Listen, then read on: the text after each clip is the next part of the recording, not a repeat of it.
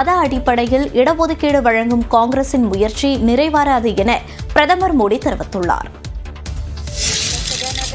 தான் உயிருடன் இருக்கும் வரை மத அடிப்படையில் இடஒதுக்கீடு வழங்கும் காங்கிரசின் முயற்சி நிறைவேறாது என்று பிரதமர் மோடி கூறியுள்ளார். மகாராஷ்டிரா மாநிலம் சதராவில் நடந்த பொதுக்கூட்டத்தில் பேசிய மோடி, கர்நாடகாவில் பிற்படுத்தப்பட்டோருக்கான இடஒதுக்கீடு 27% இருப்பதாகவும், ஒரே இரவில் பிற்படுத்தப்பட்டோர் பட்டியலில் இஸ்லாமியர்களை சேர்த்து அவர்களுக்கு காங்கிரஸ் இடஒதுக்கீடு வழங்கியதாகவும் குற்றம் சாட்டினார். लेकिन कांग्रेस और इंडिया गाड़ी वाले कान खोल करके सुन लीजिए, जब तक मोदी जिंदा है,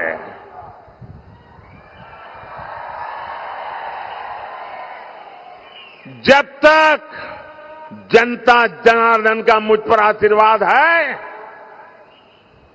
धर्म के नाम पर आरक्षण लाने की आपकी कोशिश கர்நாடகாவில் செய்ததை இந்தியா முழுவதும் செய்ய காங்கிரஸ் திட்டமிட்டுள்ளதாகவும், அரசியலமைப்பு சட்டத்தை மாற்றியமைக்க காங்கிரஸ் முயல்வதாகவும் குற்றம் சாட்டினார்.